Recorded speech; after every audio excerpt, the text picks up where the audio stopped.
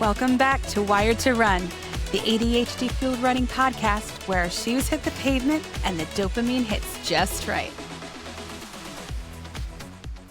Hey friends, welcome back. My usual co-host Will won't be here on this episode today, but I'm so thankful for the person that's stepping in as my guest co-host. This episode is filled with heart, perspective, and some really powerful moments. And because there were just too many great details in this conversation, along with a special Dopey Challenge recap, we decided to make this an extra special extended episode. Let's get into it. Today, I want to introduce our listeners to someone who has truly lived multiple lives: an Army vet, a nurse, a survivor, a runner, and an ADHD human navigating the world with grit, humor, and a whole lot of heart. Stephanie's story stretches across many worlds. The discipline and intensity of the military, the compassion and pressure of medicine, the raw fight of survivorship, and now the joyful chaos of running with ADHD brain. She's someone who has carried heavy responsibilities, faced impossible moments, and still shows up with honesty, courage, and a spirit that refuses to break. What I love about Stephanie is that she doesn't hide behind titles or toughness. She brings her whole self, the battle scars, the resilience, the vulnerability, the ADHD tangents, all of it. And she brings it with the kind of authenticity that makes people feel safe, seen, and understood. I can attest to that firsthand. Stephanie, before we dive into the miles, the medals, and the mayhem, why don't you take a moment to introduce yourself to our Wired to Run community and share a little bit about who you are in your own words? Well, thanks for having me, Laura. Wow, what an introduction. That's really, really kind. I was diagnosed with ADHD as an adult. You know, all the signs were there, but ADHD growing up in the 80s, all of these diagnoses were based on what they observe in boys, and women and girls internalize the ADHD, the hyperfocus, and the distractibility. And so that's the mind of the girl, and the talking too fast. And so, you know, the signs were all there, but no one knew what signs to look for or what it meant.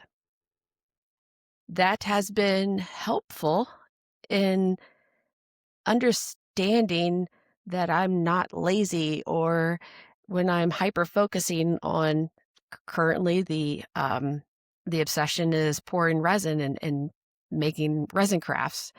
So hyperfixating on that. And then I was hyperfixating on vinyl stuff. And I just jumped from project to project and, you know, become a jack of all trades and a master of none. Well, you are a master of many, girl. I beg to differ.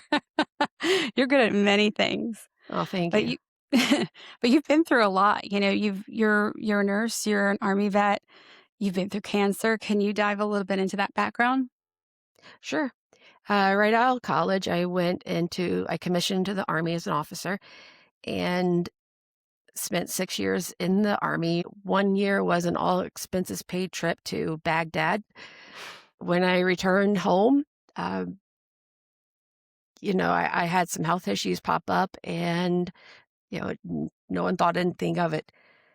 Well, I got out of the military in 2012, and I wanted to go to PA school, and I didn't get accepted to only the two that I applied to, because my husband and I, we owned our house in Savannah, and we had 2 older dogs, and so I could really only apply to 2 or 3 places.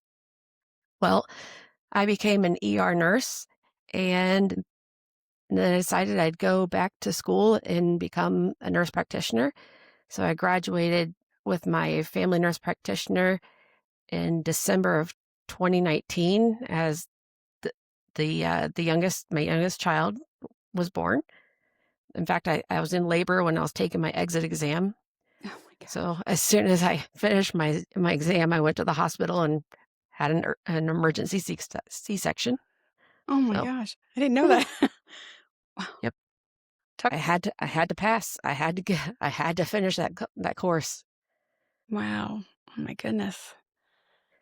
Wow. And then COVID hit. Nobody was hiring in the Tampa, Orlando market, and it's a very saturated market here anyways. And so, and my husband decided he went to flight school for fixed wing because he was already a helicopter pilot in the Army. So he had a job with ExpressJet, which was a regional airline under United.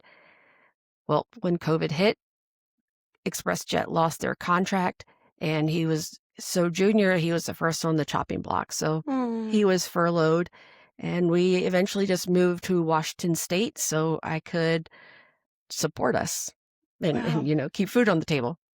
So Mhm. we were out there for a year and a half. I started applying to any place and every place in here in Orlando to bring us back home.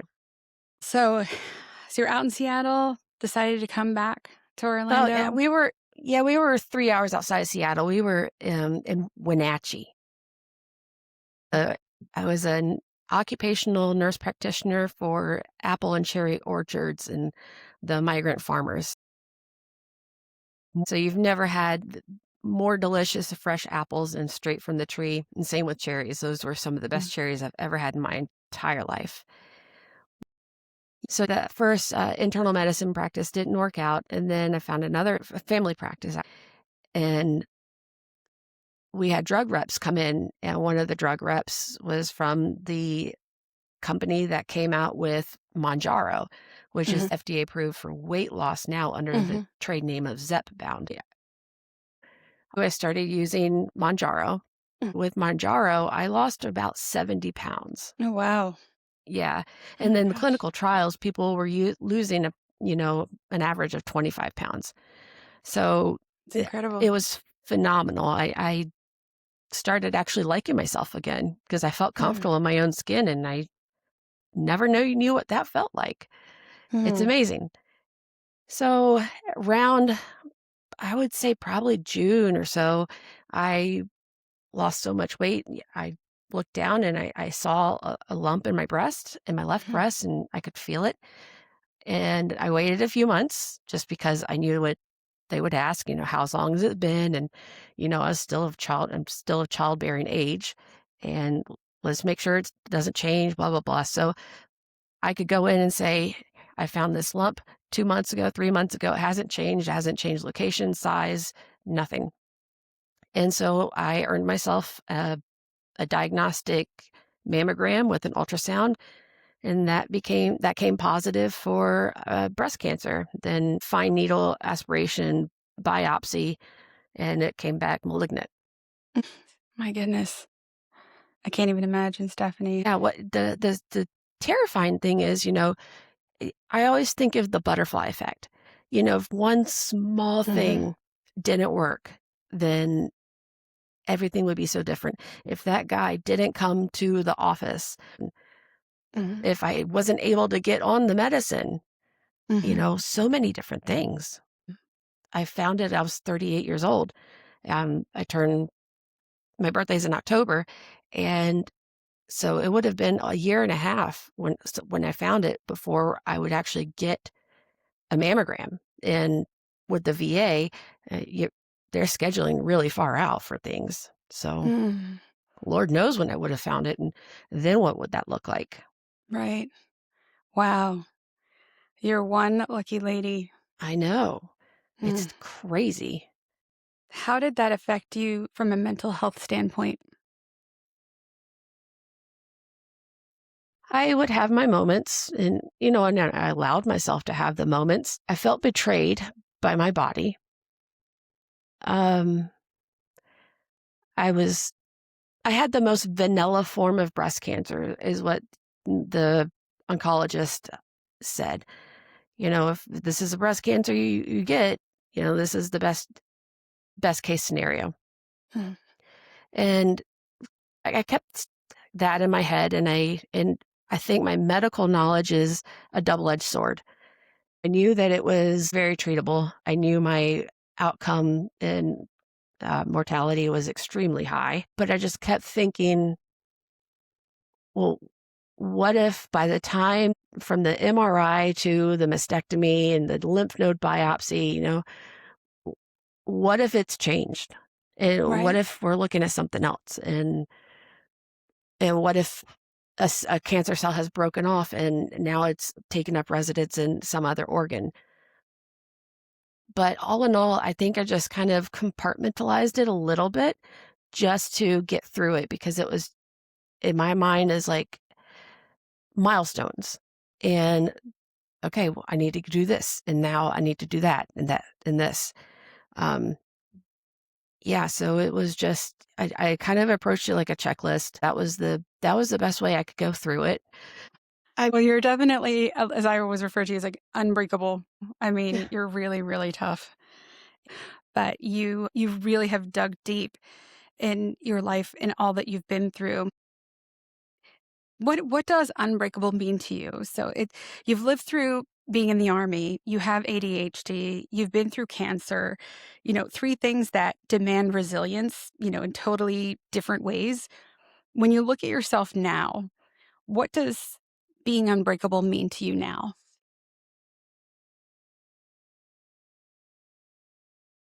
That's a good question. Hmm, not giving up. You Yeah. just keep doing what you wanna do, how you wanna do it, however the situation calls for it, and you don't use any diagnosis as an excuse. Mm.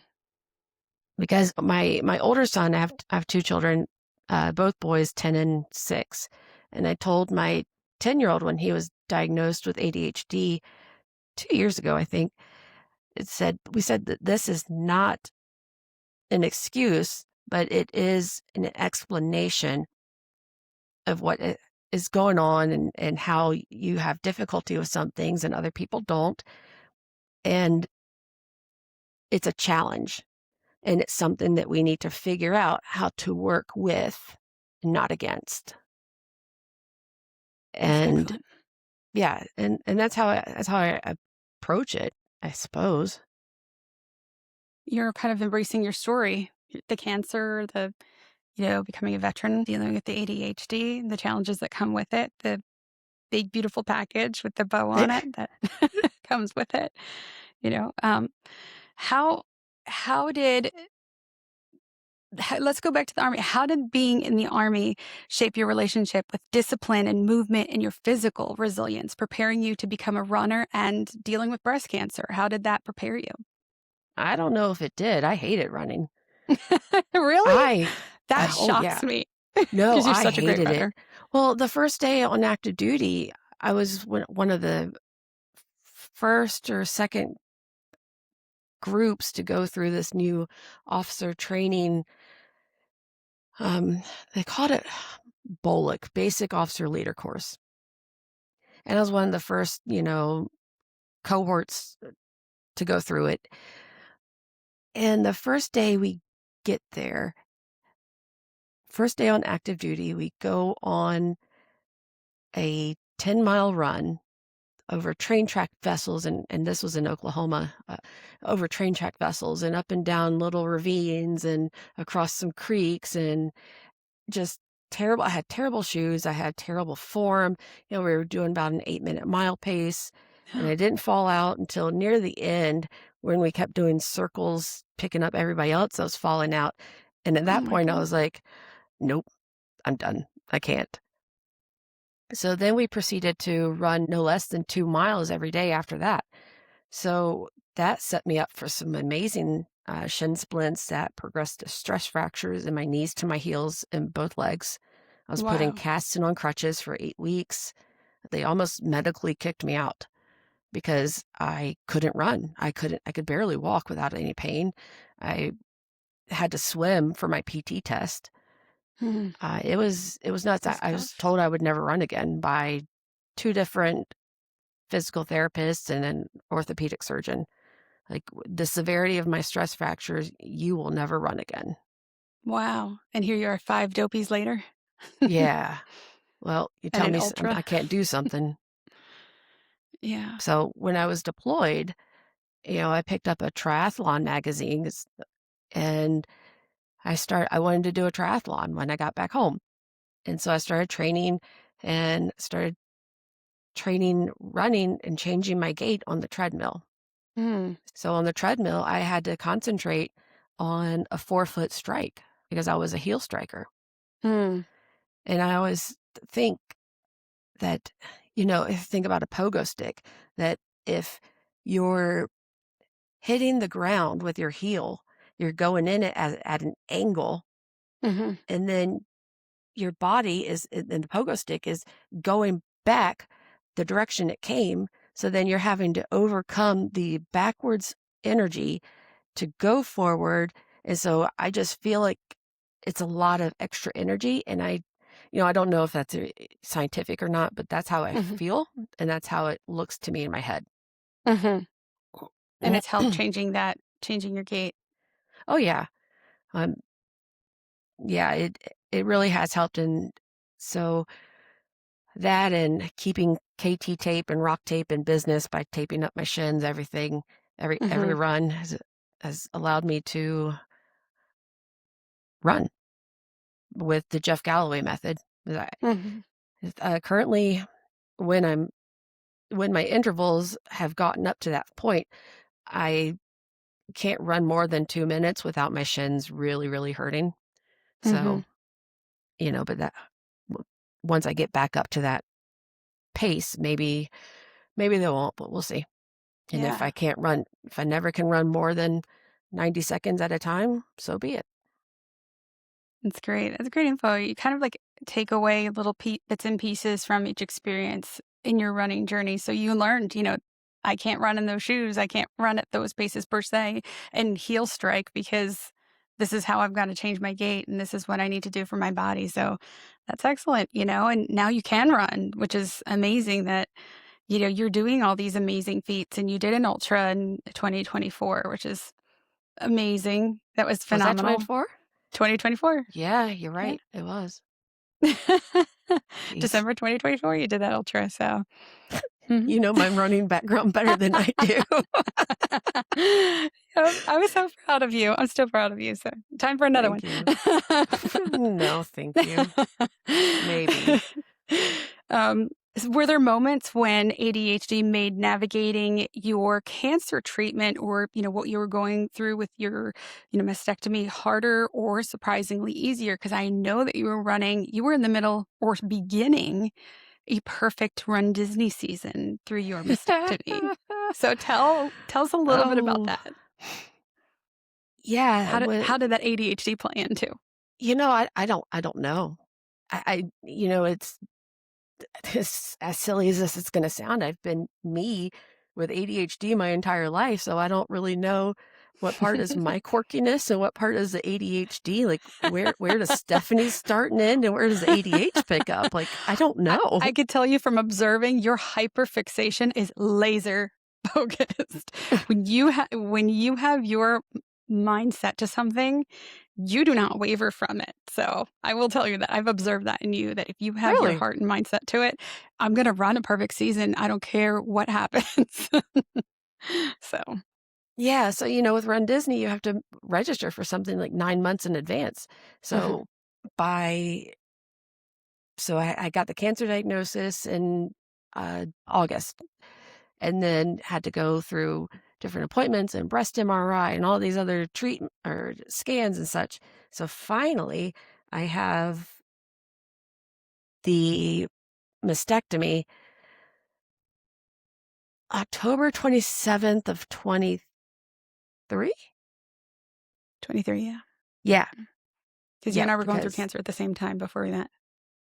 okay, yeah, so 23. Yeah, because I lost my job in 22. Okay, so October of 23, I had my double mastectomy and implants put in. Well, I had already paid for, so we're in October, 9 months before. We have already paid for and registered for Wine and Dine, which is a week away from that, from my mastectomy, and a dopey. I paid for Mhm. Princess, and then haven't springtime hadn't come up yet. Well, when I got the diagnosis, I actually texted my friend who is a preventive med doc. I said, "Do you think I'd be able to walk, the races after my mastectomy?" She's like, "No, why would you even do that?" And I'm like, "I don't know." She's like, "That's stupid." I'm like, "I know, but no one's ever done it before, so why not me?" So that was the first I had thought about it, and I didn't know it was gonna be, like, that close. How many days Well, was it after your mastectomy that you did the wine and dine challenge and the 5K? The 5K, 10K, and 7? half. 7 days after your S mastectomy, 7. you did all You 3 know, races. yeah, part of it was that my 10-year-old, he was registered with for the 5K with me, and I felt like I was letting him down. And I know I wasn't, and he understood, and also, that's a lot of money. Mm. That is a lot of money. So, I mean, on top of doing a perfect season, putting him on the 5K, that was a lot of money. So, before the mastectomy, I saw this virtual races, and I signed up for a virtual marathon, for breast cancer. And I had a long run on my training schedule anyway, so I was like, "Well, let me just." I don't think it was a marathon long run, but I made it one. Thanks. Sorry, coach. And so I ran a virtual marathon the day before my mastectomy. And then I Wow. went in, had the mastectomy, and that night I was up and walking around and getting yelled at by my husband and my dad, who came in for a few days to help with the boys and me. Yep. Wow. And so I went back for my 7-day follow-up, and I got there, and the virtual queue hadn't opened for the expo yet. And I was like, well, even if she says I can't run or walk, I'm still going to go to the expo, and I'm still just going to absorb the energy, because I just love the expos. I love the Mm, opening day of expo. It is so crowded. It is very people-y, but the energy is just nothing else. Love it. agree. I agree. I love the expo day. It's one of the highlights. I know. To see Disney all your expo day. friends. Mhm. And so she comes in, and I'm like, right as she's coming in, the virtual queue opens. And so I get into the virtual queue, and she does a, evaluation. I'm like, hey, so she's like, how are you feeling? I'm like, fine. I can move my arms all around. I can lift a little bit. I wasn't being stupid. And she's like, wow, really? I'm like, yeah, I feel fine. I don't feel like I've had surgery. I feel absolutely normal. Wow. Oh, yeah. Oh my Yeah. gosh. So I say, hey, well, wine and dine races for Disney is this weekend, and I'm scheduled. I've paid and registered for all of them. Is there any chance that I could walk? She's like, you want to walk them? I'm like, yes. She's like, it's a really great area. You know, I mean, if you're gonna do it, at least your drains are still in, and there's somewhere for the swelling to go. Well, Mm, I get out of the I'm gonna take office, that as a yes. and I call my husband. I'm like, she said yes, and he just like starts cussing. Like, are you kidding me? What? No, she didn't. Like, yeah, she did. So I'm like hauling tail to the expo, and so excited. And I kept thinking, like, well, you know what? If I get Corral C, then I have a fighting chance. I have a fighting chance to make it, to not get swept. A fighting chance. Yeah. Well, I got Corral C. My 10-year-old, we do the 5K. Yeah, so I've walked the races, and walked the 10K, and then walked the half marathon, and I was fine. I You are felt one fine. tough lady. And That is incredible. well, and here's the kicker. I go back for my follow-up then on Friday, so this would be 2 weeks post-op, and I got my drains out 2 weeks after surgery, when it takes people usually like 4 weeks to get them out. Wow.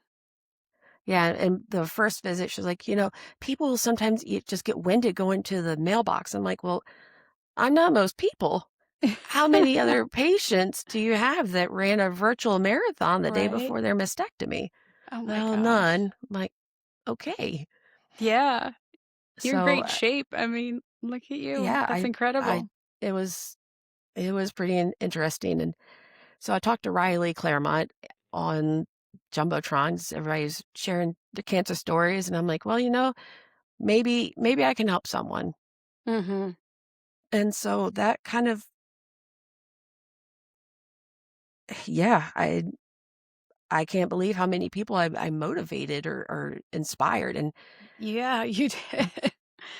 I mean, that's how nuts. you and I met, Princess Weekend. I think we met at the 5K, Yeah, we did Princess Weekend because you 2024. peeled off to go talk to some, get in a character line or something. Yep, character pictures of Cinderella, I think it was, and, you and I met at the back of my corral, the front of your corral, I think, and they were interviewing you. Riley was interviewing you for at the Princess 5K, and I saw the back of your shirt. You had all the information on the back about your perfect season and breast cancer, and I was like, "Well, who is this woman? She's a beast. Like, it's crazy. She's must be insane doing a perfect season after breast cancer." And I'd just come through thyroid cancer, and you and I just bonded. We were like soul sisters with, going through cancer, and just the rest is history. So, and really, I mean, you inspired me. You inspired me to do a marathon. I would have never considered a marathon if it wasn't for you. So, huge, huge kudos to you. Like, I saw my husband complete a marathon, and that inspired me, but it didn't push me over the edge until to think that little old me, who was, very overweight in grade school and got picked last for everything. Like I mentioned on our coaching call on Tuesday, I was always picked last for teams in grade school and ran the slowest mile and was very athletically not inclined or whatever, inept. And, to think that I could run a marathon someday was crazy. So for you to believe in me and to sow that positivity into me and to believe in me, was huge. So you've inspired a ton of people. And then you started your very own podcast too. I did. Oh, thank you. It's still hard for me to believe that people look up to me because 'cause I'm just me. I Yeah. You're amazing. I'm not anybody special. I'm just hard-headed me. You're a special girl. Ugh, We well, appreciate thanks. you. I mean, one of the coolest things is, none of our listeners know, but, John Pelkey, he's one of our announcers for runDisney races and other races and events in the, area, and, Steph and John are good friends, and he just ran his first half marathon for St. Jude's Hospital, and, Steph was there pacing him and helped him get across the finish line. It was so awesome, so inspiring, so you're quite the pacer. Well, and we're gonna get into that in the second half after we're done chatting here, but, Steph is quite the machine. She's got some major gifts in helping people see their potential, so Oh, thanks. so, So go ahead, go the ahead. Mhm. so to continue with the Run Disney Perfect Season, next up is marathon weekend, and that's my favorite weekend. And the day of the 5K, I after the 5K, I go to the VA hospital and I start radiation. Mm. And after the 10K, I go back to the hospital and I have my second day of radiation.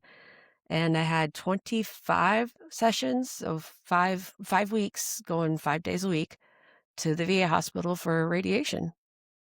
So you're telling me that you were in the middle of marathon weekend having radiation treatments? Yeah. Wow. Again, unbreakable, unstoppable Stephanie. That's It's a incredible. Run Disney is expensive. Mm, my gosh.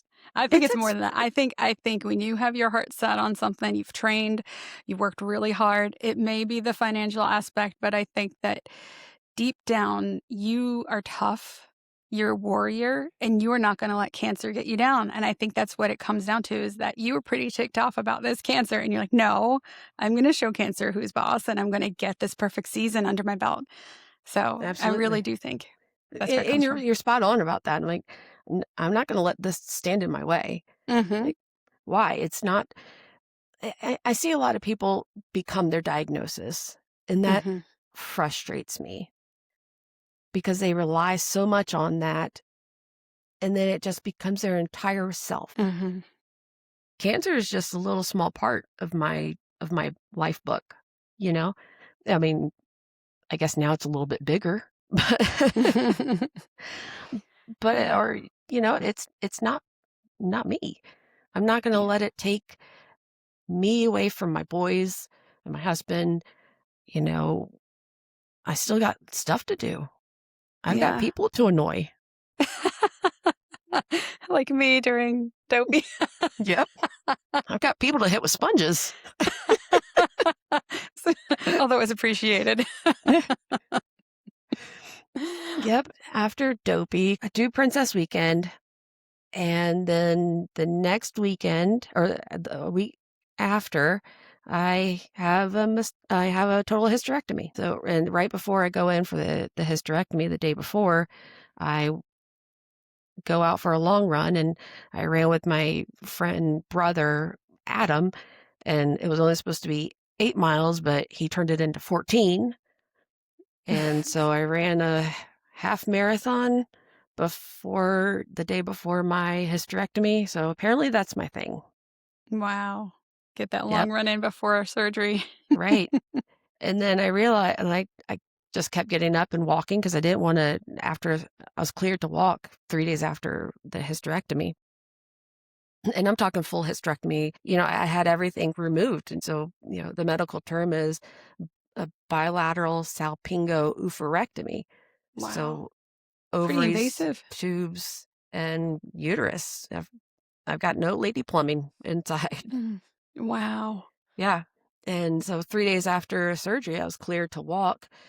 And in the month of March, Mhm. we're in 24, I walked over 100 miles in the month of March. Oh my goodness. I wanted to That keep is up my fitness. wow. That's dedication. And then, yeah, because I had Springtime Surprise coming up in April. And Yeah, that's a 5K, 10K, and a 10 miler. right. Wow. So that rolls around. And I was talking to Pelkey, and he mentioned he was going to be doing the 10K. The theme was the movie Up for the 10K. And I was going to do a couple costume with my friend because she always likes being Russell. Mhm. And so I bought a Kevin dress, and I was going to be Kevin. Kevin's a girl. Well, I had the bright idea. I'm going to be Doug, and I'm going to wear a cone of shame because I thought it was funny. And so, Pelkey and I were talking, and he mentioned the 10K, and he's nervous. And I said, well, I'll pace you. He's like, but you're so fast. I'm like, I'm not fast right now. And I just got cleared to run after a hysterectomy, like a few weeks ago. I'll be okay. You'll be fine. Uh, no, let's do it. So I, yeah, I paced him for the 10K, and I was Doug, and homemade costume with a white skirt, and it says vinyl, I do not like the cone of shame. And I told I told him this on stage because I wanted to see his reaction, like right after their opening show before they go to the main stage to send people off. Mhm. Well, I was like, it's my cone of shame because I'm neutered. Oh my gosh, girl. And that's why I wanted to be Doug in the cone of shame Oh because my I was goodness. recently neutered. Oh my goodness. You have quite the sense of humor about your medical history. Oh my I Oh guess my you need a sense goodness. of humor when you go through what you've been through. Yeah. I mean, I Oh my I just goodness. I laugh, but clearly I still find it Yeah. hilarious. Yeah. Oh gosh. And so he's just like Mm. laughing at me, like shaking his head, Oh. like she's nuts. And clearly I am. Yep. And so that Wow. concludes a Run Disney Perfect season that nearly was interrupted by breast cancer. Wow. So in summation, you you had a mastectomy. A couple days later, you did the whole challenge 5K and challenge for wine and dine with strains in. You were going through radiation during marathon weekend and did princess and then had your hysterectomy. Like that's wild to me that you had all of that going on and completed a perfect season, meaning you did all of the Run Disney races, person races that year, month and a half before springtime. So and then I'm in full blown menopause at age 39. Go me. Well, I'm hot sure you can flashes relate are to many listeners out there that are going through awesome. perimenopause and menopause, people going through cancer, that are going through that as well. So, it's your candor and honesty and openness is so appreciated because there are people that are out there that are nervous and scared and think their running journey's over because of what they're going through. So, knowing your resilience and that you won't give up and that you're not going to let cancer hold you back, that's incredibly inspiring, Stephanie.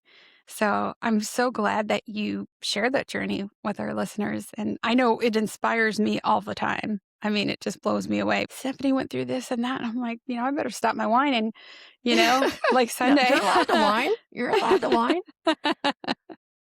I do. um, But, uh, I came up with a saying of curl up or show up. curl up or show up. That's true. You have a shirt that says that, right? Don't you have a shirt that says curl up or show up? No, I never made one because I never figured out how I wanted it to look. But what's the saying that I stole from you? In Oh, living in the between, in between. living in the in between. Yep. Mm-hmm. So Yeah.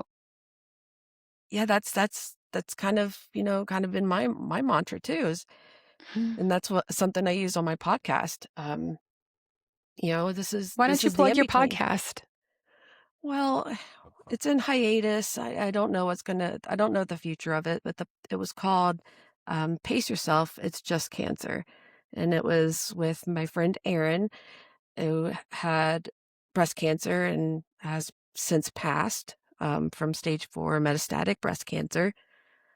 And yeah, so don't know what I don't know what the future is of the podcast right now. Mm-hmm.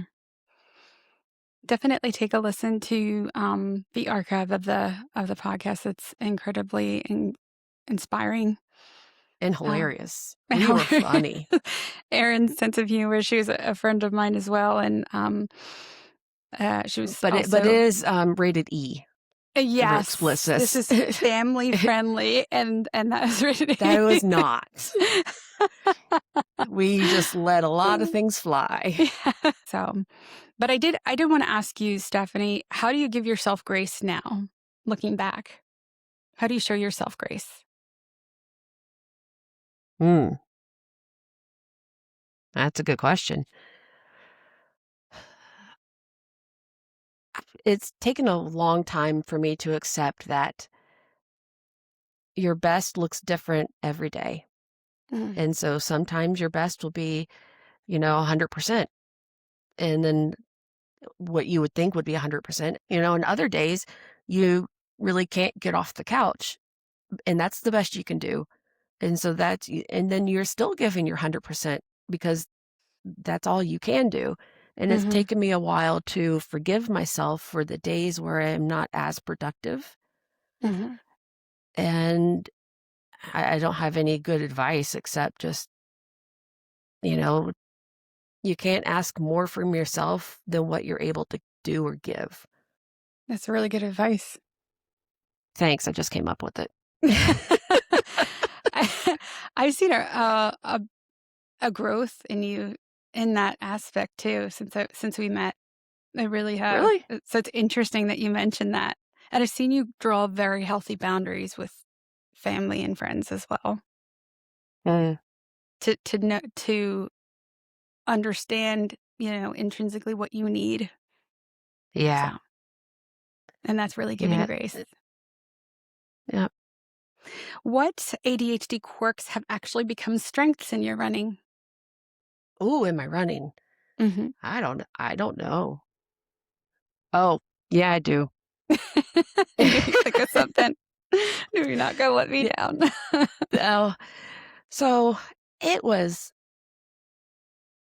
it was nuts trying to find out my nutrition strategy for long runs and races.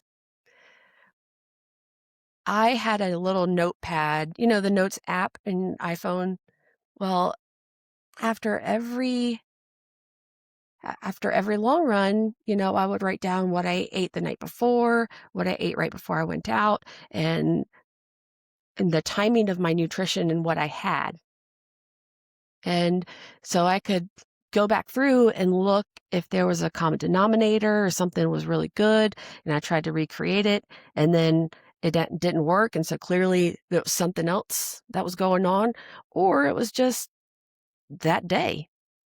So yeah, that was the hyperfixation on trying to figure out my nutrition strategy. And now that Mm. I'm back on a GLP-1, I'm on Zepbound. Mhm. Um, I had to start that all over again. It's like Yeah. They say nothing new on race day. So the night before New York City Marathon, I revamped my entire nutrition strategy because I had a string of terrible full marathons, and I had nearly unlimited time with New York. I'm like, well, it can't get any worse than it has. mhm. I know you had experienced some DNFs in your running journey. How has that shaped your perspective when it came to expectations and your resilience as an ADHD runner, as a cancer Oh, survivor? that's a good one. My first ever DNF was Ironman Florida 2018. And that was the year the hurricane decimated Panama City. Mm, And logistically, I am still blown away how Ironman moved an entire Ironman distance race from Panama City all the way over to Haines City. Well, Haines City and did you know Florida has hills? I mm, didn't know that. I was living in Tampa area at the time, and I was training solely on my bike trainer. And so I had no experience or practice training on hills. So that was really hard. And I had mm. a panic attack in the water, Oh in the my God. lake. And that's never happened to me before. And I've I've done a few uh, half iron distant triathlons, but Ironman Florida was my first branded Ironman race.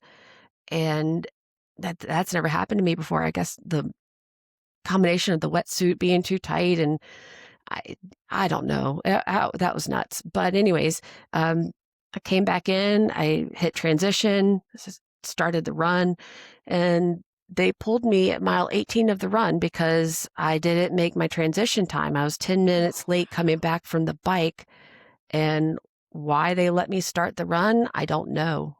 Wow. But Oh, that's so disheartening. yeah. So I think that if it had stayed in Panama City, I probably could have been fine, Yeah. depending on what the waves were like that day. Yeah. Well, lake alligators, I would be paranoid. I'm sorry. I'd rather I deal with know. sharks than alligators. Yeah, I know. My only saving grace or my thought was that, the alligators that get scared when, people are splashing around, and I'm in a huge, huge group Mhm. of all these people, splashing around. And so, Yeah. if an alligator picked me out of that group, then that's my time to go. Mm. Yeah. Oh my goodness. Wow. And then I know you had the Marine Corps Oh, yeah. recently. Oh, yes. Yeah. So tangents. Mm. There you go. ADHD tangents. Case Side in point. quest. So my first running DNF was Space Coast. So Mhm. that was Space Coast Oh yeah, the 24. Yeah, 24. 24. So I was supposed to do the full. Mhm. And we had just come back from a cruise. Um, and then that's no excuse, but I wasn't really running. Get over to Space Coast, and it was terrible. Mhm. And at Base Coast, they send you to the north first for the first half, Mhm. and then you go down south for the second half. And Mhm. all the half marathoners were now only going south. Mhm. And so I'm with the last pace group, and I'm sucking wind hardcore. Mhm. Um, and I joke with my friend Jen because she was blasting Broadway music, and I'm like, I was angry, and the beeper we were doing 15:30s. I'm like, stop them! paper. I was getting just so mad about everything. Oh my And gosh. and yeah, and then to see everybody coming back and you're like, "Wow, Yeah. I'm not good." No, I'm not in a good place right now. Oh, I was in a bad place, hardcore.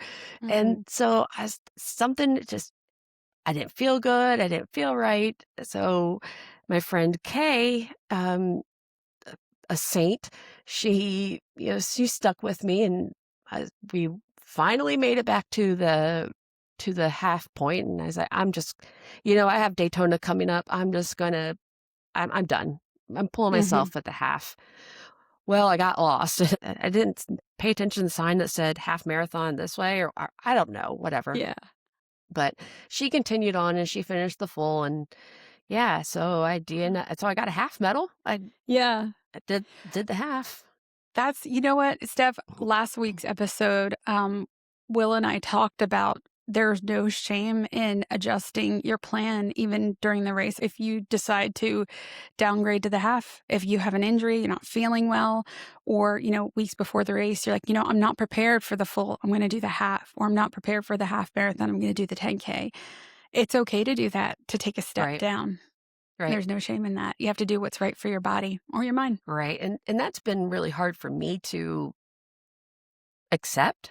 Mhm. Because being in the military, like you said this, you're going to do this, and that's it.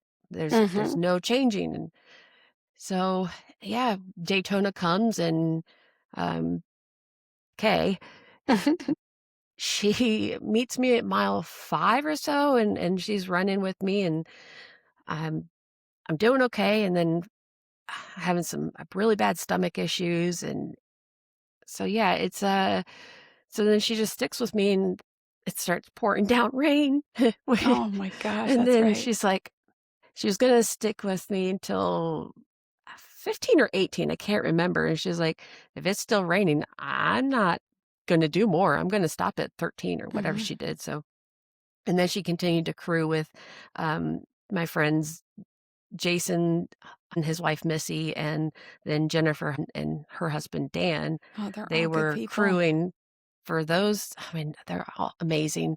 Yeah. I still don't know how I became so lucky to have so many amazing people in my life. Oh, they're wonderful. The whole Rise and Run You crew, you and you Rise and and Run. Will included, just Oh, that's thanks. awesome.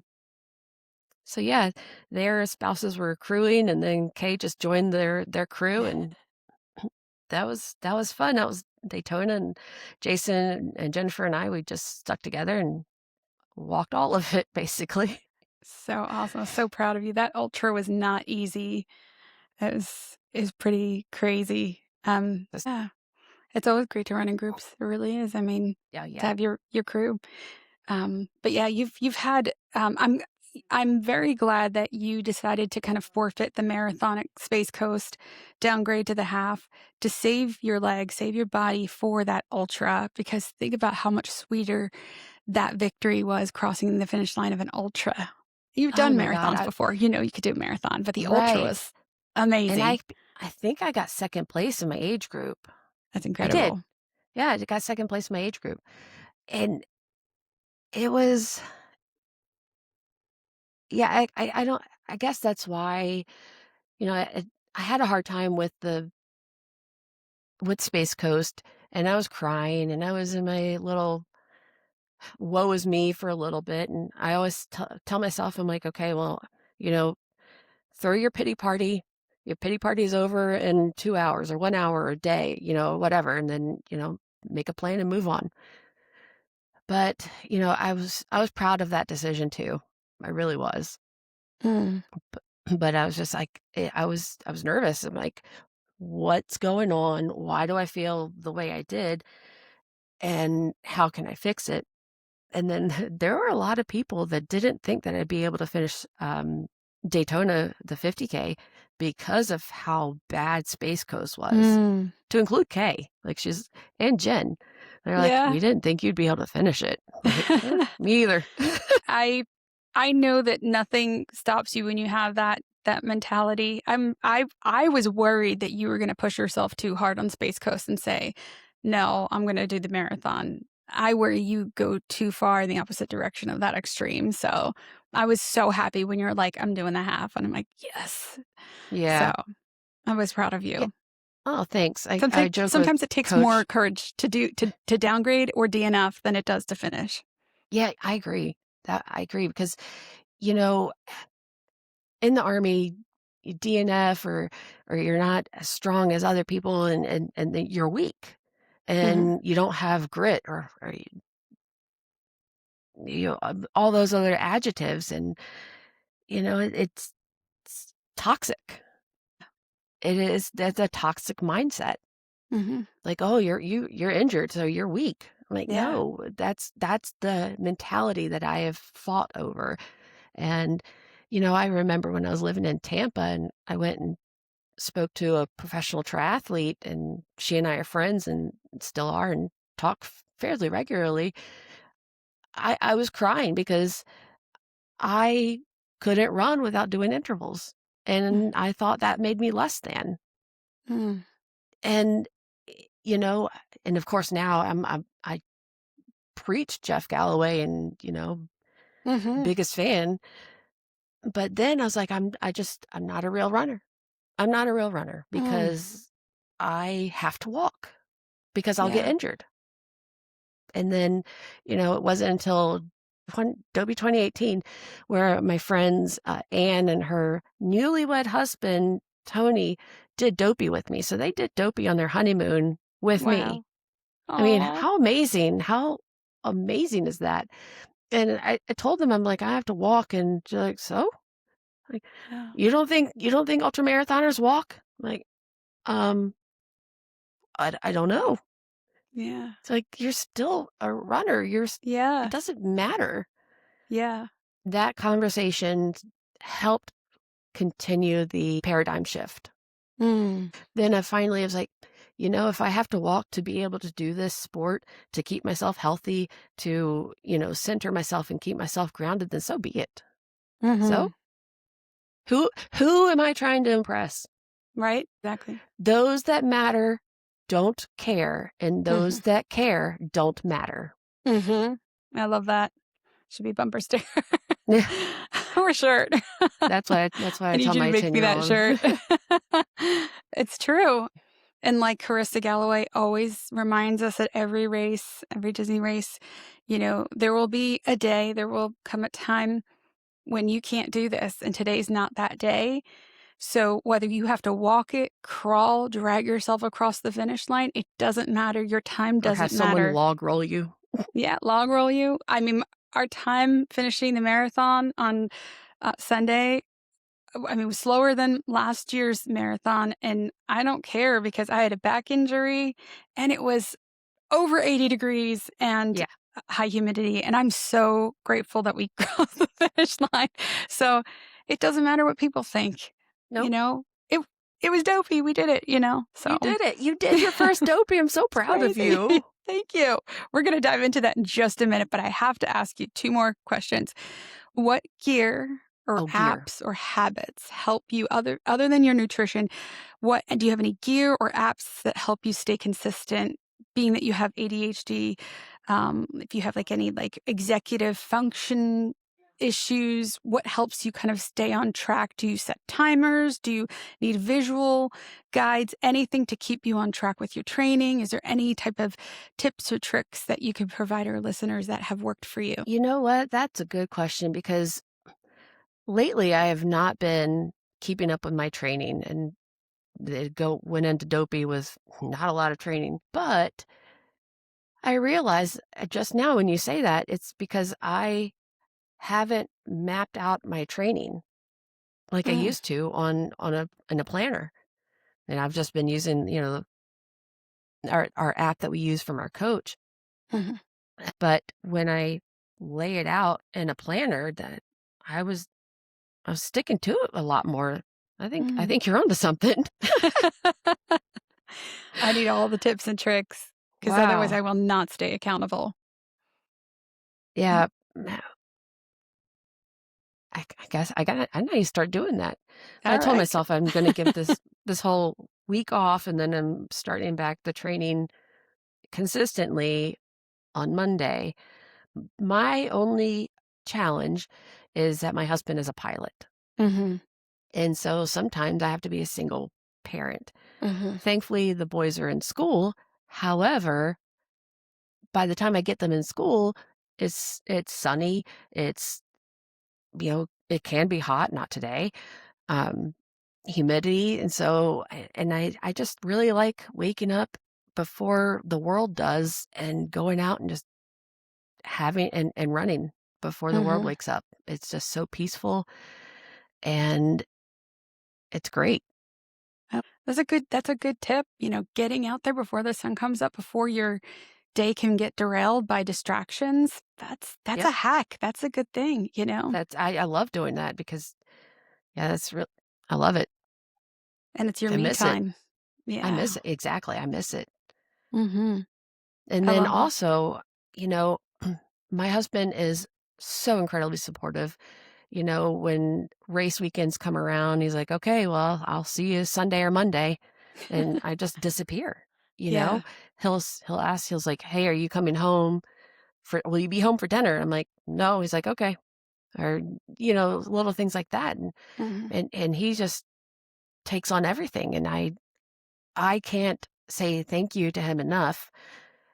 And I think part of it is that I get up in the morning really early before he leaves for work. Like sometimes if he leaves at 5 o'clock in the morning, I'm finishing my run at 5 o'clock Mhm. and not getting up at 5. Like I'm already You're done. done, right? Yeah. Mhm. And so I think it's a lot easier for him to do that because my running isn't taking away from him on a daily basis, because Yeah. I am making the sacrifice to get out there so it doesn't affect life, and I'm still present, and I still can help with the morning routine and things like that, where I hear other people are like, "Oh, my spouse hates my running and blah, blah, blah, and I'm always gone." I'm like, "Well, get up earlier so you're not always gone."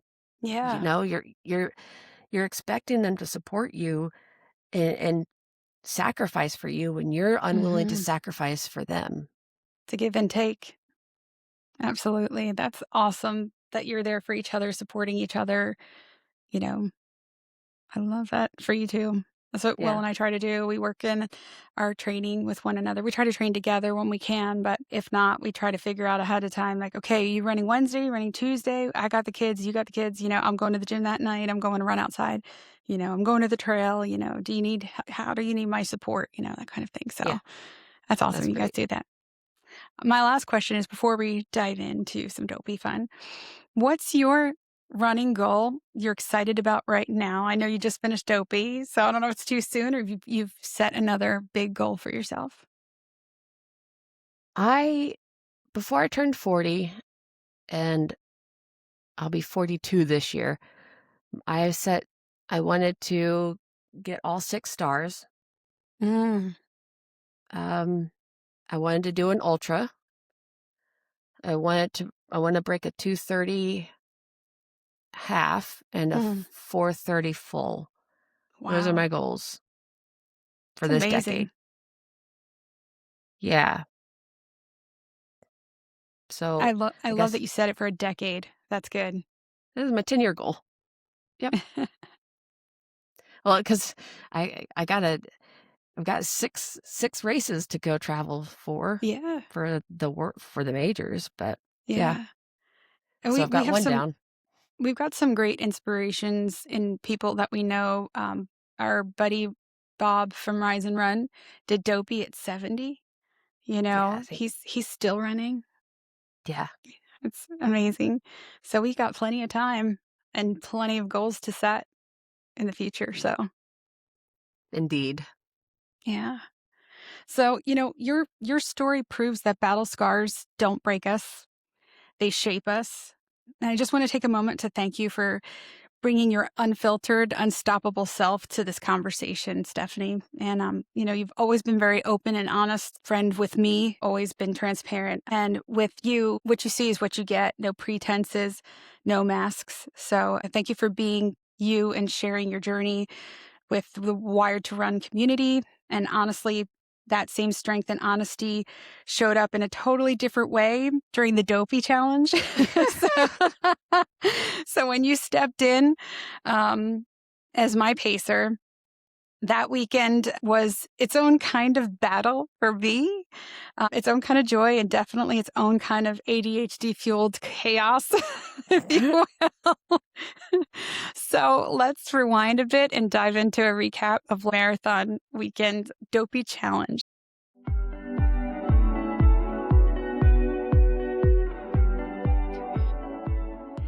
So I recently read somewhere running a marathon is hard.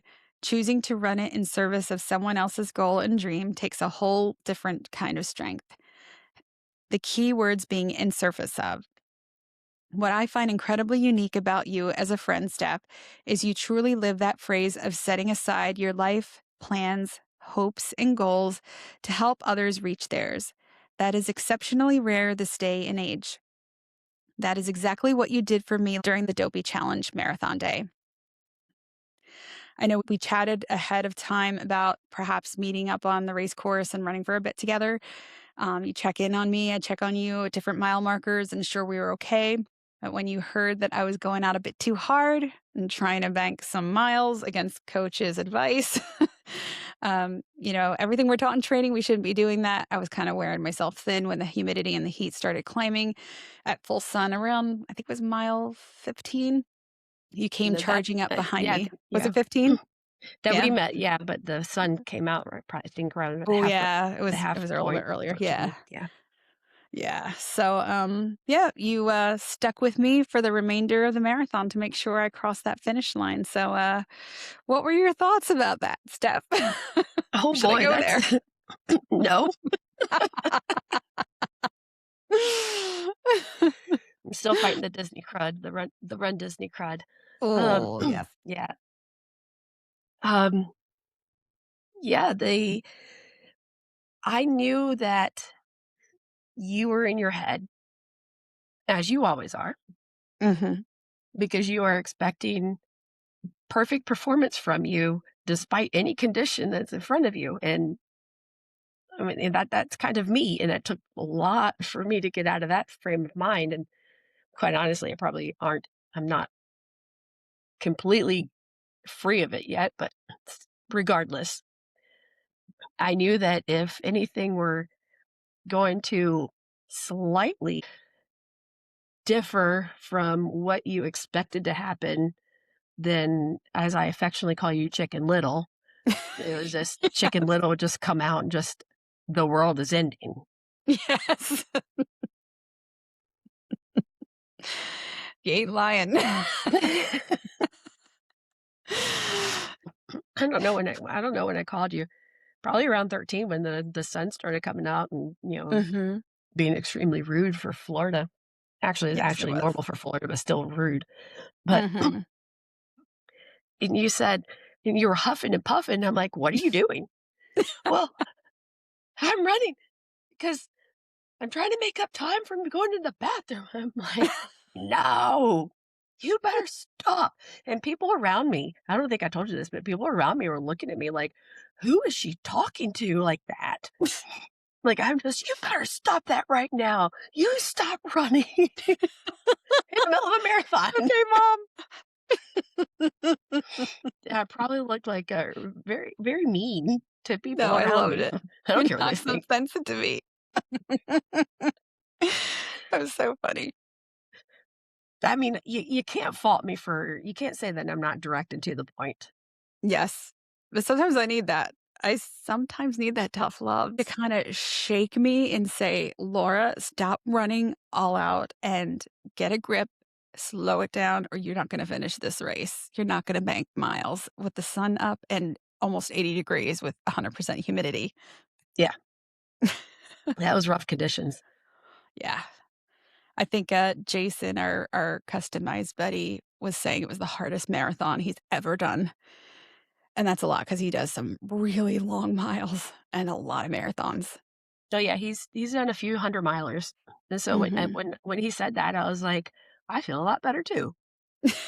Yeah. It's like a little extra gold medal for us sticking out Right. the, conditions. Like, when and I love our coach, Mhm. Coach Chris Twiggs, and I never wanted to see anybody do bad, but when Mhm. he had a bad race and it made him human, I Yeah, was 'cause he is superhuman.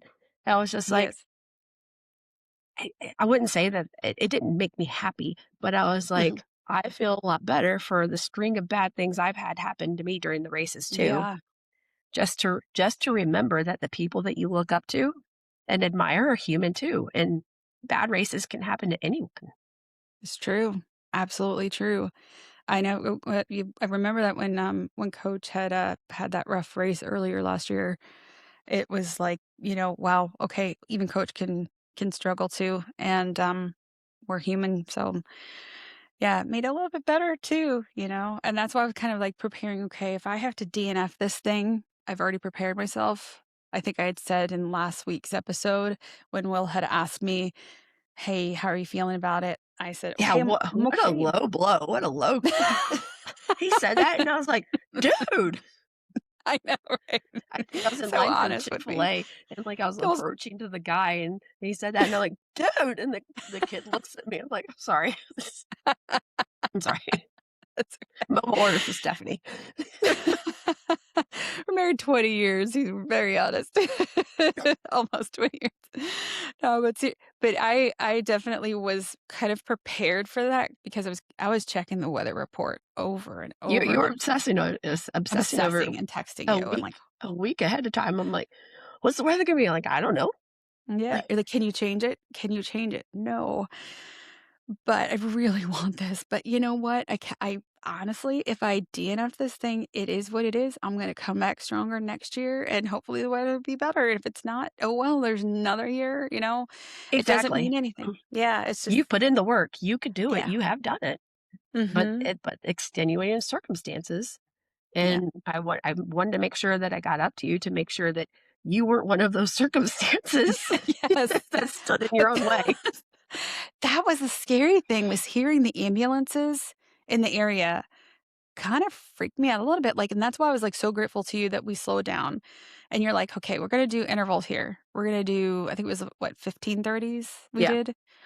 And, we slowed way down because I ran straight through a few of those miles, a lot of those miles. I think the Yep. first, like, maybe 5 I did, ran straight through, and then I was doing 30:30s, and I was pushing I mean, I was doing my race pace, but a couple of them was doing sub-race pace to to beat the daylight to get as many miles in, which is a no-no, Yeah, but we're gonna talk about that later, okay? yeah, I didn't tell Coach Twigs that.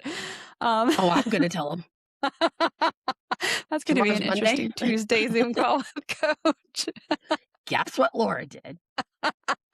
She's tattletale. Steph's a tattletale. Oh, Um, yeah. but I'm but I really was so grateful to you because you did slow me down enough, like, you slowed my mind down enough. With the ADHD, I spiral, with my thinking kind of like, okay, all the what ifs. You slowed me down enough to go, okay, we're gonna lower your heart rate, you're gonna fix your posture, you're going to look straight ahead, and you're not gonna, panic, you're gonna get some hydration in you, you're gonna fix your nutrition. And don't, kind of look to the side. There's people passing out, there's people getting sick. You're not going to be one of those as long as we stick to the plan. And really, I was just listening to your voice and not, listening to my inner voice. I'm not listening to the people around me freaking out and panicking because there was a lot of people freaking out in the med tents. And when we got to Animal Kingdom, um, found my friends and said hi, gave them sweaty hugs, and found my son and got, Who was sitting he down, was sitting down, we I didn't even see him. and then you took, like, 5 minutes, like, searching through this little Ziploc bag through your buffet of snackages. My trunk or Ooh, treat. what do I want now? Like, Do I need pick something Nerds and gummy let's go. clusters? Do I need my Noogs? Do I need my soda? Oh, you were very patient with me, but On the outside, yes. You're screaming at me on the inside. Oh And then my. we're trying to like brave the traffic across the way, because I'm like, I know he's around here somewhere. He's sitting down. I was like, you don't sit down in a race. I can't see you. He was like, "I've been here the whole time." I'm like, "We We can't can see you." see you. Like, I said, Mom, I'm so sorry. I'm like, it's okay. You've never really spectated outside of like Main Street last year. So, but he's like, it's hot. I'm like, yeah, of course it's hot. We're dying out here. That was pretty chaotic. And then we made our way through Animal Kingdom out to Western Way where it got really hot. I God, I mean, hate that stretch. Oh, I hate that stretch. If I never run the Disney Marathon ever again, it's gonna be because of that stretch. I don't care about Blizzard Beach parking lot. It's the Western Way in that long stretch between, Magic Kingdom going out to Animal Kingdom. I cannot ugh. stand that. I can't stand it. It's where Was it dreams Bear go to Lake? die. Yeah, like the Star Wars tunnel. Like, Yes. mm-mm, no, My sir. gosh. It's so depressing. The wheels are coming up and they're in the woods. Oh, People, yeah. it's rough when you're that far in a marathon and it's that hot. And Everybody's then miserable. mile 18 is halfway of the marathon, so or the Yeah. halfway Yeah, point at that mile point. 18 is halfway through a marathon. Yeah, people The don't math think it is. maths. Math marathon math, yeah, you're like, I think mile 20 is halfway through a marathon. Marathon's Mm. 26.2 miles. Mile 20 is halfway through because it is brutal those last 6 miles, feels like never ending. But, it was tough, and I think the people around us were really grumpy. The one guy threw his water bottle, he was so angry, and I was dumping water in my head. Thank God for the sponges they were handing out and we kept a hold of. So if you decide to do the marathon on a very hot day, they give out sponges. Do not throw them away. My husband learned the hard way on one of his marathons. He threw away his sponges and he regretted it. We held on to our sponges. We actually took extra ones on that stretch on Western Way. As Yeah. And every med tent, every spot was full. Like there was no availability, no spots. And we're just like, just ice, please. And just dropping it down our shirts and on the back of our shirts. And Steph's putting it down my back and she's putting it on top of her head. You had your sponges in the back of your Yeah, visor. that Oh was fun. yeah. Videos of you with your sponges in the back of your visor. But we made it to Blizzard Beach and that was a happy time because we're like, okay, we're at mile 22. We know that we've just got like a little bit of a jaunt up the hill into Hollywood Studios, and then we have, just the little international squeeze way to the boardwalk and then to Epcot and then the finish. So we kind of knew, what to expect. And thank God the course was the same as last year. For me, that was comforting knowing what to expect, that it wasn't, different. And I could picture like, okay, I did this last year. It's okay. No, I know, and exactly, I already thought about that too. I'm like, "Well, at least there's no change that she knows what's going to happen now." Yes. I did. I did. We met a new friend in Blizzard Beach, which took our minds off of stuff. And we was kind of like, I don't know, like Blizzard Beach this year was kind of like, we're all in this together. We're just in the trenches together. So, I think it's because of your mind shift, yeah. because actually what was going around you was not that, but Hmm. I tried to make sure that that's what you felt, Yeah, because Blizzard Beach has a way of sucking the life out of you too. it does. It's like the void. And It's the like a people that bad I kn nightmare. yeah, and the people that I knew in the parking lot, because we'd be running and then run into people, I see a lot of people that, I know and I'm acquainted with, and Hmm. so that always kind of brightened our spirits because Yeah. we'd always make a big deal about it, and Yeah. so And Steph's kinda like the mayor, like, she knows everybody, like, and she's always having, that's what my "Hey!" friend Like, Laura King was saying. She's like, "I feel like I'm walking with Bob because everybody I knows you." know. I'm like, You are, "Not you know everybody everybody. knows me." No. She's got a bit of a potty mouth. This is a rated G for general audience podcast. Okay. She is being good in Maybe this she's in. podcast, but she will drop some potty words, and she will do that, and then she'll see somebody she doesn't like, "Hey, how are you?" Just shaking hands and, hugging babies. the side of the road. She really puts the babies and she's very, very friendly. She knows everybody. So it does take your mind off of the horribleness of mile 22 to 23 in Blizzard Beach. And it's kind of cool because the good thing about it is there's people going into Blizzard Beach as you're exiting. So it's kind of like, okay, we made it through. We're encouraging the people coming out of Blizzard Beach just as people are encouraging us when we're going in. The weirdest part was when we were coming out and there's no one coming out of Western That Way. felt like the Twilight Zone. Yes. I'm like, there's That no way we were that far back.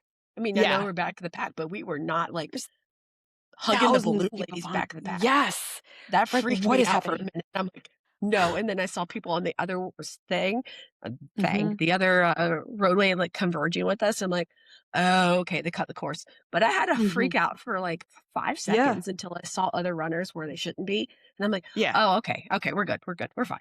Yeah, we're looking around, we're like, "What's happening? What's happening? What's hap" we were very confused because we had a couple maybe we had, like, a couple thousand people behind us. We were, what, Yeah. 2.5 miles ahead of the balloon ladies when we were entering Yeah. Blizzard Beach. We weren't going that slow. In fact, I think we did pick up the pace in Blizzard Beach. We did So a little bit, yeah. a little bit more Yeah, in and I think you had told me miles. you pick the miles we do intervals and when we back it off because it Yeah. was getting so much hotter, Right. and, And you were saying we you did have pick palpitations.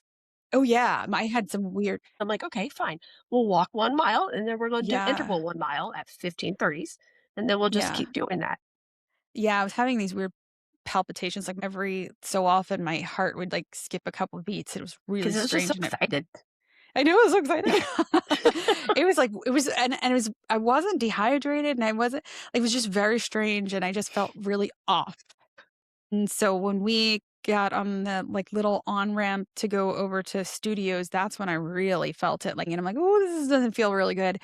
And I said to Steph, like, "We're gonna have to slow it down a little bit." And that's like, we kinda found around that spot. That's like, "Oh, the balloon ladies, they cut the course." So I'm like, "Of course they cut the course after we've already done the miles." Well, we found that out right when we were coming out of Blizzard Beach Oh, that's right, that's right. It was right after Blizzard Beach, that's right. because So, then they said that nobody's getting swept because the balloon ladies cut the course. And so, and, and you just like had this overwhelming, just relief. like, yes, it's like you Yeah. just could see it wash over you. That's what I was trying to say. Yeah. Well, that ended up being not true because they put them back on the course right behind us when we got to Epcot, remember?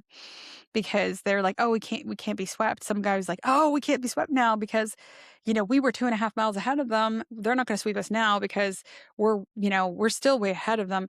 And then we went through people were just grabbing more ice, people handing out more ice, people on the boardwalk and everything. Mile Sweet 20 lady with a trash can Oh, handing yeah. out ice. Oh gosh, the best. That was the best.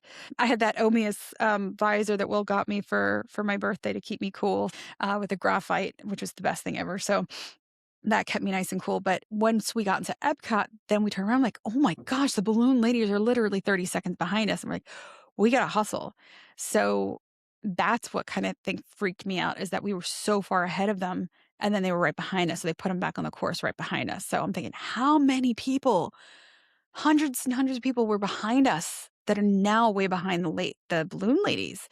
So I really don't know what happened after that. Like, do you know if those people finished? Like I don't all know. those people? I really honestly haven't been on social media much, Yeah. the last few months, but I had heard that they were going to hold the balloon ladies until they were, were supposed to cross per their time Okay. and their pace. But I don't know if that actually happened, but I'm I sure hope there so. would be a huge uprising if it didn't. Yeah. But that freaked me out because I was like, we we were like, at least if anything, we slowed down a little bit. Maybe we'd be a mile and a half ahead of them at that point, not 30 seconds ahead. So either way, is we were okay. We picked it up a little bit. We got to the finish line. I'm bawling my eyes out at mile 26, and Steph got me a quick video of me crying and very emotional. I saw my parents in the stands. They surprised me and had a sign That was made. awesome. That was the best. I was like really emotional.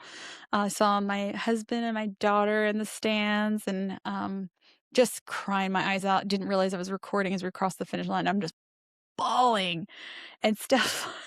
So Like, she's leaning on me, and I'm holding her up, and we're crossing the finish line, and she's just right.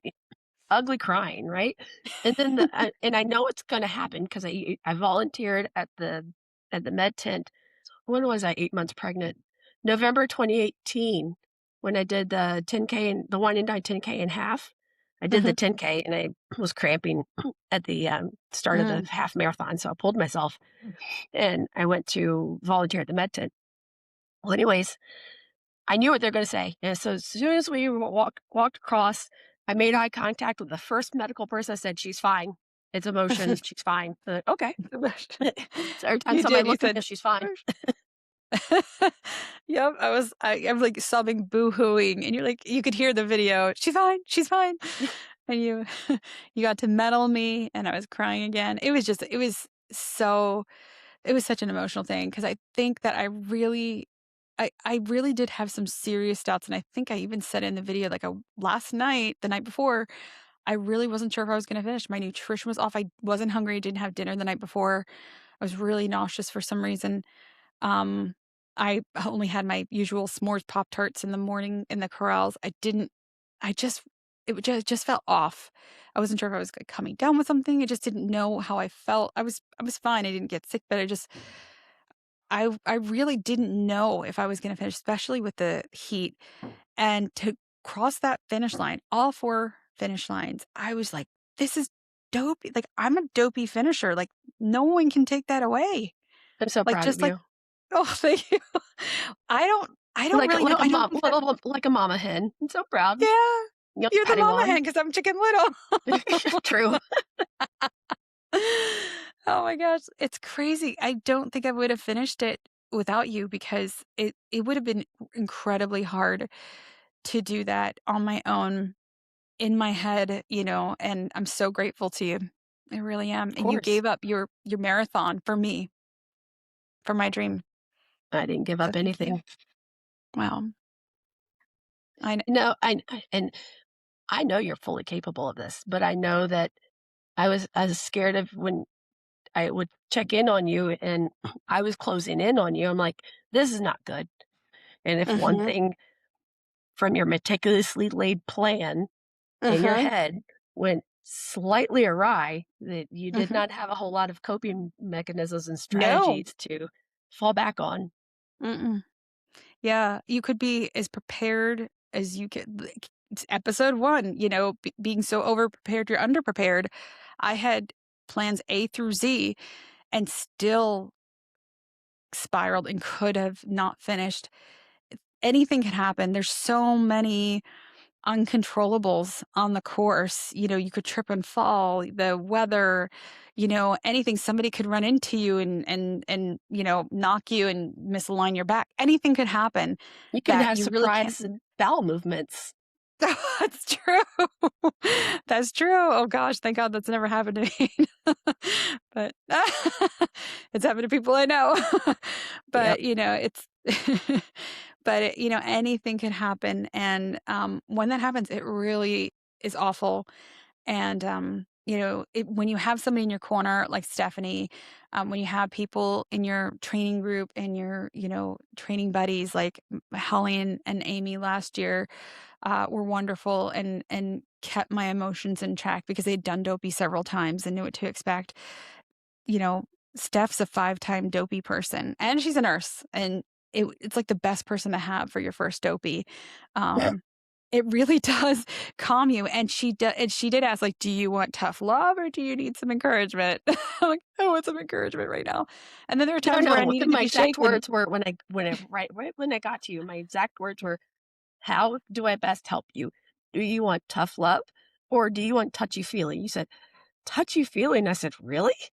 I'll try." I'll I'm not try. feeling very touchy-feely right now.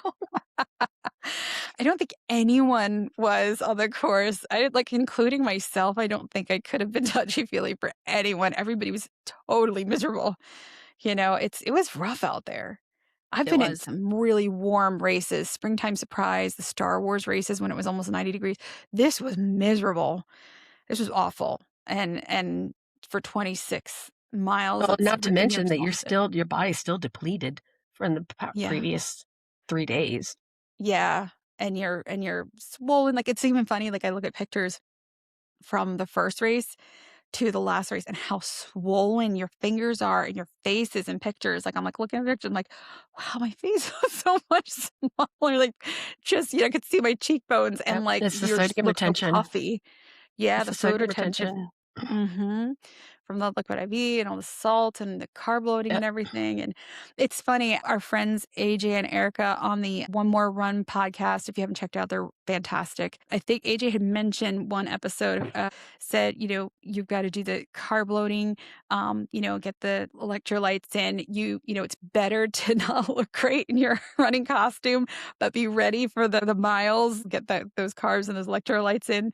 And it's so true, and I thought about that, I'm like, I'd rather be ready and not look great in my costume, look bloated in your costume than, not be ready and be depleted of everything that you need to finish the marathon, so he's 100% right, so One of excuse me, one of the thing that I remembered, um, is I don't know what you were spiraling from. Take your pick. take your pick, there's 1,000 of them. I know. You got we're not gonna finish, and I don't know, I guess it was you were saying that, and I was just like, "Stop, stop, Yeah. look at Look me, at me. stop." The epitome of calm. Yes. "Look in my eyes, you're gonna finish." We were both spiraling at that point, it's so funny. It was comical, it was Well, it's pretty comical. funny. Just the our banter back and forth was hilarious. This is not like mean banter. It was really funny. We were keeping each other cracking up. It was hilarious. We were we were laughing hysterically. Right, and it's important to know the Yeah. person that you're Yes. not It was catering all in to, but, fun. um, Yeah. We weren't being the mean. It was really funny. We were like, I can hysterical. we can roast each other, and we're like, "Wow, that Yes. was a good one. That's Yeah. good. That's true." Exactly. It was the best. It took my mind off of everything because it's like we know each other. We get each other, and that's the great thing is, having people on your team that truly love you, care about you, and I kept saying, like, "I love you so much. I love you so much. I love you too." Like, we really, truly have, each other in each other's corner, so, I couldn't have found anyone better and, to, be friends with and running buddies with, so I really appreciate you, and, it's crazy, like, I think registration for marathon weekend is coming up in, like, 2 months, I think, So, and yeah. So, it's like, I don't even know what to, like, consider, I was, like, one and done for dopey, but it's like, starting to go through the dopey blues, which is very real, like, post-dopey blues, so I don't know. What do you think I should do, Steph? yeah, I'm surprised you haven't even, you know, tried to talk to runDisney and register early for it. No, you Yeah. bring up a good point, like, once somebody does dopey and they're like, "I'm one and done," and I haven't met many people that have said that and meant it, myself included. Um, I fully expect to see you back out there in dopey because it's kind of fun proving to yourself that you're capable, Yeah. and it's fun to do what other people perceive as the impossible. And here you are, you're a mom and you're a wife, and you have made your time for yourself. And I'm a mom and a wife, and, granted, I'm not employed at the moment, so I don't have that constraint on me, but I wake up really early in the morning at, like, 3 o'clock, and so it limits the amount of stuff that my husband has to do so I don't put any extra strain on him. When run Disney weekends come or when I actually, like, travel for a race, you know, my husband is fully supportive, and he's an amazing support just like Will is for you. Will is Mhm. amazing, I love the man. And Oh, thank you. yeah, don't tell him I said that. Um, and I think it's because, I'm making an effort to not put everything on him and, like, get up whenever I Mhm. want and go for a run and make him do everything here, and Mhm. I'm actually putting forth effort to help too. Family. Right, and then sometimes, the mom guilt is inevitable, Oh, especially on the yeah. long runs when it takes me, God knows how long, Yeah. and especially when the long runs just go horribly wrong. Oh, yeah. Yeah, and then, yeah, it's just absolutely miserable. But then I realize that my kids are watching me make time for Mm. myself. They're watching me achieve these goals and put in the work. Like, I don't discount putting in the work. They're not seeing mom just go off and do these races. They're seeing me train for these races, The and they're seeing me discipline. go to these races and finish them. And then what example is that setting for them? That's a It's gift. Yeah. awesome. It's Yeah. awesome because here's, someone that they love and they look up to and they admire, and you're doing these really hard things that other people don't even have the guts to even dream about. 0.1% of the population has done a marathon. You're doing dopey, which is probably even less. I mean, for sure less than the world's population, and your kids are Absolutely. watching, and you're showing them what discipline and dedication, finishing what you started, and you're 100% right. Yeah, absolutely. They're watching you just not lose yourself. And as Yeah, moms, that is so easy to do. it is. And as a parent, I'm not Yeah, discounting dads. As parents, it's so easy to lose yourself and to forget who you are, right. especially as a new mom or mom to um, kids with special needs. Mhm.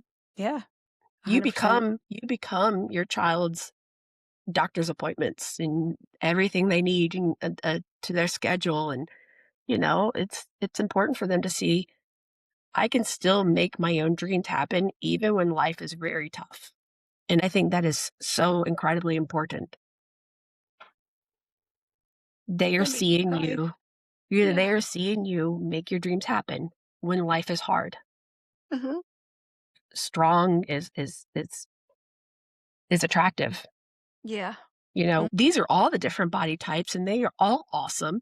And There's quite a few, women that I follow on social media that are all different shapes and sizes and ages, all the way up to 80 years old that are marathoners and ultra marathoners. It's amazing. I love it, and it's celebrated, and I wish that I had those role models growing up as a young girl to know that you could be any age, any shape, any size, any height, and be accomplishing these dreams. And I'm meeting these women in the corrals that are doing their 8th dopey, and they're in their 80s. It's wild.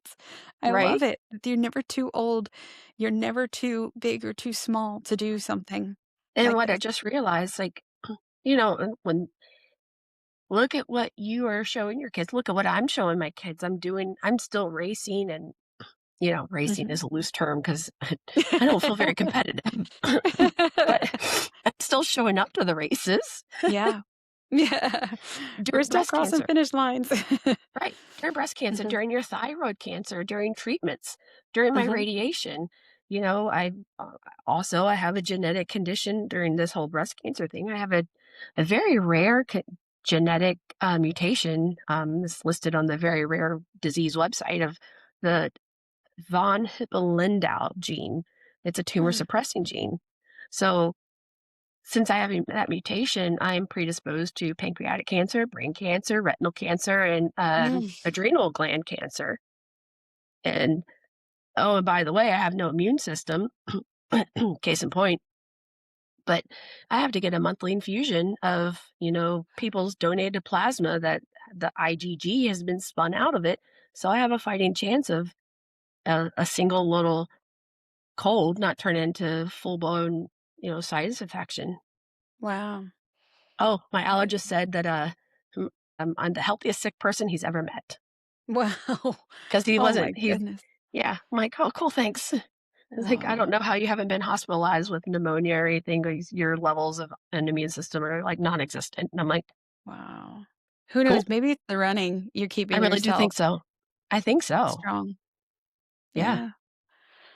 So, Could you imagine if you're just laying around all day, not taking care of your body, you know? And you do fuel yourself with good stuff a lot of times, so you try to take care of your body, so yep. and you're so 100% right, spot on that you're setting a good example for your children, and I didn't think about it that way, that if, it is a huge time commitment doing a marathon or doing dopey, but it's such a gift to your kids to show them, you're finishing what you're starting, and I want my kids to accomplish great things as they grow and, They're to seeing you shoot do for their hard dreams. things.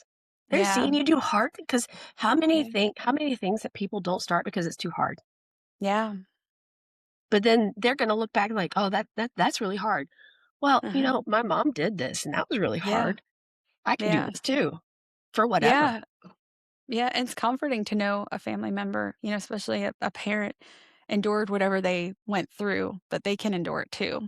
This is our in between, and it makes us happy, and it sets examples for our kids. So It's you're 100% right. it's up to us to write what our in between is, and it Our doesn't matter what story. other people think. Yeah, Yeah. this is your story.